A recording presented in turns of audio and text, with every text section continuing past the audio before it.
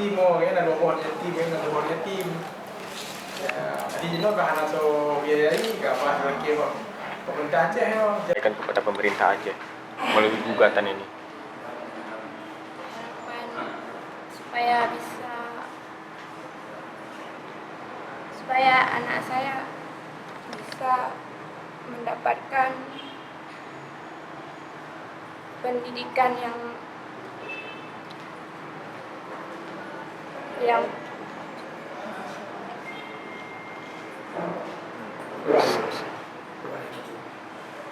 supaya anak saya bisa dibiayai karena oleh pemerintah. Selama ini ada dapat bantuan dari pemerintah?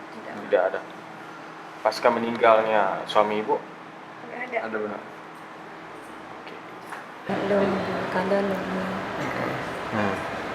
Lu meninggal aku. Anak sepupu. Biaya udip dari mana? Biaya Mama lupa kero. Tupah apa? Ya lupa sikaret do. Sikaret. Suruh apa dulu mbak? Untuk rugi. 50 rubah. Oke. Tipe roh? Menyanjan anak betulnya. istri almarhum Ridwan dengan merujuk ini menggugat. Yang pertama bahwa merujuk itu adalah dulu kombatan GAM dan terlibat aktif dalam proses pemenangan pasangan Zikir. Nah, jika pasangan Zikir ini menang, maka akan diberikan uang 1 juta per kakak untuk masyarakat Aceh.